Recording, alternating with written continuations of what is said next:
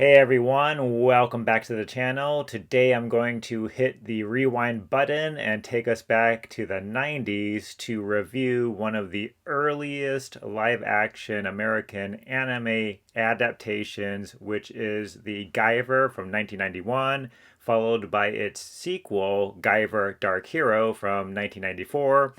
These films are wildly cheesy, yet at times surprisingly faithful adaptations of Yoshiki Takaya's anime and manga of the same name. I'm going to start by reviewing the first film, The Guyver, and then move on to the sequel, Guyver Dark Hero. The Guyver was directed by Steve Wang and Screaming Mad George, who is, by the way, the special effects legend, having worked on some pretty iconic 80s movies such as A Nightmare on Elm Street and Big Trouble in Little China, one of my all-time favorite movies. And I think they do a good job at bringing the Guyver's biomechanical designs to life in a way that is, yes, very campy, but also very faithful to the original anime and manga. The Guyver is also notable for featuring Mark Hamill in a supporting role as Max Reed, a rogue CIA agent. Let me just say that Mark Hamill is definitely phoning it in this movie.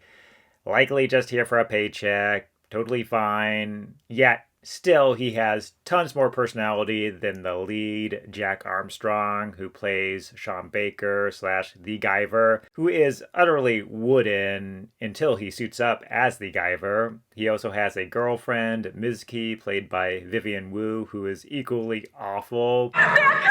The chemistry between the two of them is just non-existent. Mark Hamill was definitely the selling point for this movie. If you remember the VHS cover art, it slaps Mark Hamill right on the cover and misleads you into thinking that he perhaps is the star of this movie and is playing the Guyver. At least that's what I thought was going to happen. Turning now to the villains, I think they do a better job at striking the right tone for this movie, especially David Gale, who plays Fulton Balkus, the evil corporate head of the Cronus Corporation, and he just goes full cartoon. I mean, he is hamming it up. And all you have for me is, he pulled a switch. Whenever he delivers a line, he has this sinister whisper and this pervy, heavy breathing, which is just a riot. Then you have Michael Berryman, who plays Lisker, one of the Zoonoids, who is hamming it up as well and having a lot of fun. And also, speaking of Lisker, I think he has the coolest creature design of all the Zoonoids in the movie. It's pretty badass and cool. The Guyver is not a good film by any means, but I do appreciate it for its practical creature effects and action scenes. I also think it's surprisingly brutal for being just a PG-13 movie, which is also in keeping with the anime's brutality, so I like that, such as when Lisker rips the Guyver's control medal from his forehead in one of the most grisly, brutal moments. So I appreciate those elements as well. Turning now to Guyver Dark Hero, which is directed solely by Steve Wang and takes a darker, more action-packed approach. It's also R-rated, which is a plus, and allows the action scenes to be bloodier and better choreographed, and also more in keeping with the anime, as I've said, which is quite brutal. David Hayter takes over as the Guyver / Sean Baker, and I think is a stronger lead. You might recognize David Hayter as the voice of Metal Gear Solid's Snake. He also wrote the script for the first X-Men movie and has had a pretty cool career and has established himself in the anime comic book world, and it's pretty cool to look back at his early output and see him in this Guyver sequel, and it makes a certain sense that he would be in this kind of genre anime movie, given his love for the comic book genre. The story takes a deeper dive into the lore of the anime, where Sean Baker heads to an archaeological dig in Utah, where scientists uncover an alien spacecraft, which is tied to the origins of the Guyver, as well as the the Zoonoids. Just a word of warning, if you're not familiar with the anime or haven't seen the movie at all, I'm going to delve into spoilers a bit here.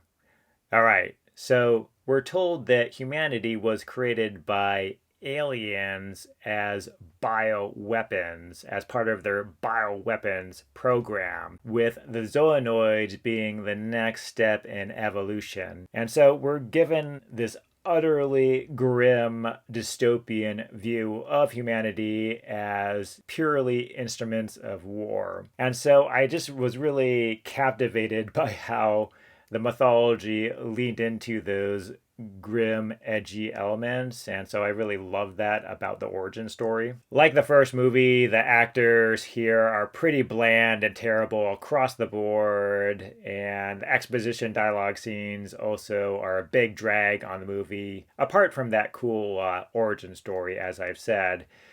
But the movie clocks at 2+ hours. And so when there was not an action scene happening, I was feeling like the time and the length of this movie. But you do get a somewhat cool main villain, Crane. I mean, the actor who plays him is bland, but he has a really cool creature design. And it gets even more badass when his character merges with a damaged Guyver unit and becomes a Guyver Zoonoid. And again, all the creature effects are straight out of some kind of twisted Power Rangers episode. And the action scenes are great too. I mean, Steve Wang really knows how to choreograph a kinetic action scene, which are choreographed with the precision of a Hong Kong martial arts movie, and they're tons of fun and exciting, and the big draw for me of this movie. Speaking of Steve Wang, if you want to see a good 90s action movie, watch his follow-up to this film, Drive, from 1997. I'm not telling you it's a great movie, by no means,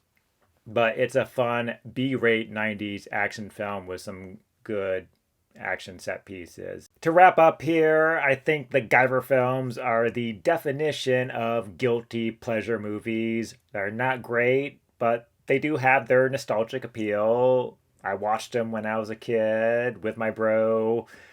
They were kind of crossover films for anime for us as well. And like I said, I think they do at times really faithfully recreate and adapt the source material and do it in a way that doesn't feel as watered down as some of the major studio live action anime adaptations, such as Ghost in the Shell or Alita Battle Angel.